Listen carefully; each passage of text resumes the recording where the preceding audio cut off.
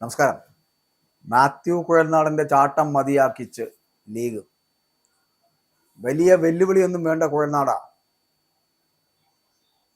മുസ്ലിം ലീഗിനെ കർശനമായിട്ട് വിമർശിച്ചതിൻ്റെ പേരിൽ കോൺഗ്രസിൻ്റെ MLA ആയിട്ടുള്ള മാത്യു കുഴൽനാടൻ വഴിയാധാരമായി, ഒന്നുമല്ലാതായി.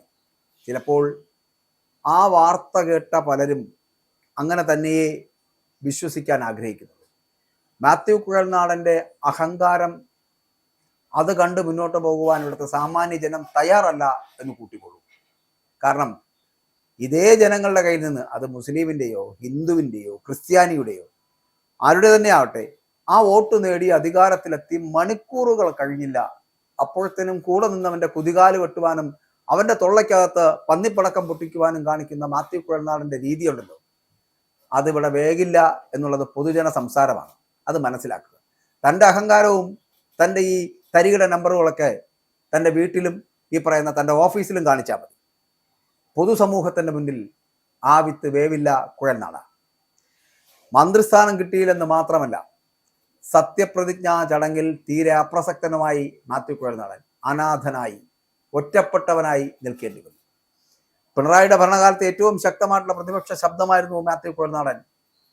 VD സതീശനെ മുഖ്യമന്ത്രിയാക്കണമെന്ന് മുസ്ലിം ലീഗ് നേതാവ് പാണക്കാട് സാദിഖ് അലി ശിഹാബ് തങ്ങൾ ആവശ്യപ്പെട്ടപ്പോൾ കോൺഗ്രസിന്റെ ആഭ്യന്തര കാര്യങ്ങളിൽ മുസ്ലിം ലീഗ് ഇടപെടേണ്ടെന്ന് പറഞ്ഞത് മാത്രമേ മാത്യു കുഴൽനാടന് ഇപ്പോൾ ഓർമ്മയുള്ളൂ. പാണക്കാട്ടെ തങ്ങളെ തൊട്ടതോടെ മാത്യു കുഴൽനാടൻ്റെ കഥ തീർന്നു. പിന്നെ മുസ്ലിം ലീഗും മുസ്ലിം യൂത്ത് ലീഗും കോൺഗ്രസിനുള്ളിലെ നല്ലൊരു പ്രബല വിഭാഗവും മാത്യു കുഴൽനാടനെ വളഞ്ഞിട്ട് ആക്രമിക്കുകയായിരുന്നു. കുഴൽനാട, നിന്റെ കുഴലൂത്ത് ലീഗിന് വേണ്ട എന്നുവരെ മുസ്ലിം യൂത്ത് ലീഗ് വിമർശിക്കുകയും ചെയ്തു. മാത്യു കുഴൽനാടൻ്റെ ഫ്ലെക്സ് വരെ യൂത്ത് ലീഗ് പ്രവർത്തകർ കത്തിച്ച് ചാമ്പലാക്കി. മുസ്ലിം ലീഗിന്റെ ആക്രമണത്തിൽ ഒറ്റപ്പെട്ടു പോയ മാത്യു കുഴൽനാടനെ രക്ഷിക്കാൻ കോൺഗ്രസിൽ നിന്നും ആരും ഉണ്ടായില്ല എന്നത് മാത്രമല്ല, രാജ്മോഹൻ ഉണ്ണിത്താൻ മുസ്ലിം ലീഗിനെ വിമർശിച്ചതിന് മാത്യു കുഴൽനാടനെ വിമർശിക്കുകയും ചെയ്തു. അല്പന ഐശ്വര്യം കിട്ടിയാൽ അർദ്ധരാത്രിയും കുടപിടിക്കുമെന്നായിരുന്നു മാത്യു കുഴൽനാടനെതിരെയുള്ള രാജ്മോഹൻ ഉണ്ണിത്താന്റെ പരിഹാസം എന്ന് പറയുന്നത്. അപ്പോൾ കൂടെ നിൽക്കുന്ന, മുന്നണി സംവിധാനത്തിൽ നിൽക്കുന്ന പാർട്ടിയെ ഒറ്റുകൊടുക്കുന്ന സമീപനം സ്വീകരിക്കുന്നവനോട് ഉണ്ണിത്താൻ ചേട്ടൻ പറഞ്ഞത് തന്നെയാണ് ശരി എന്ന് പറയേണ്ടിയിരിക്കുന്നു. അങ്ങനെ തന്നെ കൊടുക്കണം. അല്പന് ഐശ്വര്യം കിട്ടിയാൽ അർദ്ധരാത്രി കുട പിടിക്കുന്നവനാണ്. ഇപ്പോഴുള്ള കോൺഗ്രസിലെ മിക്ക MLA മാരും ആ തരത്തിൽ തന്നെയാണ്, അതിലൊന്നും മാറ്റമില്ല. മാത്യു കുഴൽനാടൻ ആർക്ക് വേണ്ടിയാണോ ബീറോടുകൂടി വാദിച്ചത്, അയാൾ പോലും അവസാനം രക്ഷയ്ക്കെത്തിയില്ലല്ലോ എന്നുള്ളതാണ്. KC വേണുഗോപാലിന്റെ പക്ഷം ചേർന്ന് അങ്ങ് ഡൽഹിയിലൊക്കെ പോയി വലിയ സാധ്യതകളൊക്കെ കൽപ്പിച്ച് മുഖ്യമന്ത്രിയാക്കി എടുത്തേ അടങ്ങൂ എന്ന് പറഞ്ഞ് നടന്ന മാത്യു കുഴൽനാടന്റെ എല്ലാ അർത്ഥത്തിലുമുള്ള നാക്ക് ഇപ്പൊ ഇല്ലാതായിരിക്കുന്നു. ഉണ്ണിത്താൻ ചേട്ടന്റെ പരിഹാസം കൂടി ആയപ്പോൾ മാത്യു കുഴൽനാടൻ എന്ന് പറയപ്പെടുന്ന ഒരു വ്യക്തിയെ ഈ ഭൂമുഖത്തില്ല എന്ന് തോന്നുന്നു. എന്തായാലും VT ബൽറാം, ചാണ്ടി ഉമ്മൻ എന്നിവർക്ക് മന്ത്രിസ്ഥാപനം കിട്ടാത്തതിൽ മനോരമ ഉൾപ്പെടെയുള്ള മാധ്യമങ്ങൾ കണ്ണീർ വാർക്കുമ്പോഴും യഥാർത്ഥത്തിൽ കഴിവുള്ള ഒരു MLAക്ക് മന്ത്രിസ്ഥാനം കിട്ടാത്തതിൽ ആരും ശബ്ദിക്കുന്നില്ല എന്ന് സമൂഹ മാധ്യമങ്ങളിൽ കോൺഗ്രസ് പ്രവർത്തകർ പ്രതികരിക്കുന്നുണ്ട്.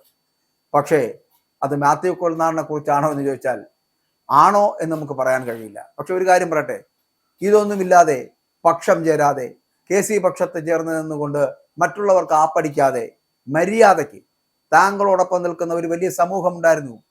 VD സതീശനോടൊപ്പം ഗ്രൂപ്പ് ഉണ്ടോ? ഈ പൊതുസമൂഹമാണോ ആ VD സതീശനോടൊപ്പം നിന്നത്? അയാൾക്ക് പറയാൻ എത്ര പേരുണ്ട് കൂടെ നിൽക്കാൻ? 3, 4, 5 ഒരു കയ്യിൽ എണ്ണിത്തീർക്കാനുള്ള വിരലുകൾ മാത്രമേ ഉള്ളൂ ആ പറയുന്ന കൂടെ നിൽക്കാൻ, അതായത് സതീശന്റെ കൂടെ നിൽക്കാൻ പറ്റുന്ന MLA മാരെന്ന് പറയുന്നത്. അതൊരു ഗ്രൂപ്പല്ല, അതൊരു സ്നേഹത്തിന്റെ ആഴമാണെന്ന് മനസ്സിലാക്കാം. ഗ്രൂപ്പ് ഉണ്ടാക്കാനായിരുന്നെങ്കിൽ ഈ 5 വർഷം കൊണ്ട് സതീശന് ഗ്രൂപ്പ് ഉണ്ടാക്കാമായിരുന്നു. ഉണ്ടാക്കിയില്ലല്ലോ. അപ്പൊ തന്നെ പോലുള്ളവരെയും ആദരത്തിലാണ് ആ മൂവാറ്റുപുഴക്കാർ ചിന്തിച്ചിരുന്നത്, മനസ്സിലാക്കിയിരുന്നു. പക്ഷേ താൻ എന്തോ വലിയ പ്രജാപതിയാണെന്നൊരു തോന്നൽ തനിക്കുണ്ടായി. പണമൊക്കെ തനിക്കുണ്ട്, അതൊക്കെ നമ്മൾ സമ്മതിച്ചു. അതൊക്കെ താങ്കൾ ഉണ്ടാക്കിയെടുക്കട്ടെ, അത് താങ്കളോടൊപ്പം തന്നെ ഇരിക്കട്ടെ, അതിനൊന്നും കുഴപ്പമൊന്നുമില്ല. പക്ഷേ വലിയ പ്രജാപതിയാവാൻ നിൽക്കരുത്. ജനങ്ങളുടെ മുമ്പിൽ രാജാവ് കളിക്കരുത്. ഒരു രാജാവിനെ 10 വർഷത്തിനിടയിൽ ചുരുട്ടിക്കെട്ടി അങ്ങ് AKG സെന്ററിലാക്കിയതേ ഉള്ളൂ. ഇനി തന്നെ പോലുള്ള കുഴൽനാടന്മാർ രാജാക്കന്മാരായാൽ അവനെയും അകത്താക്കും ഇവിടുത്തെ ജനം. അത് മനസ്സിലാക്കുക. അതുകൊണ്ട് മാത്യു കുഴൽനാടന്റെ ചാട്ടമൊക്കെ മതിയാക്കി ജനങ്ങൾക്ക് എന്തെങ്കിലും ഉപകാരപ്രദമായിട്ടുള്ള പദ്ധതികൾ നടപ്പിലാക്കി ഒരു MLA കൊണ്ട് ചെയ്യാൻ കഴിയുന്നതൊക്കെ ചെയ്ത് ജനഹൃദയങ്ങളിൽ സ്വീകാര്യനാവാൻ ശ്രമിക്കൂ.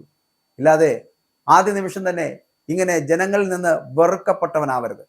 നിങ്ങളുടെയൊക്കെ നേതാവുണ്ടല്ലോ KC വേണുഗോപാൽ. ആ KC വേണുഗോപാലിനെ പോലെ ഏറ്റവും വെറുക്കപ്പെട്ടവനായി തീരാതിരിക്കാൻ ശ്രമിക്കുക.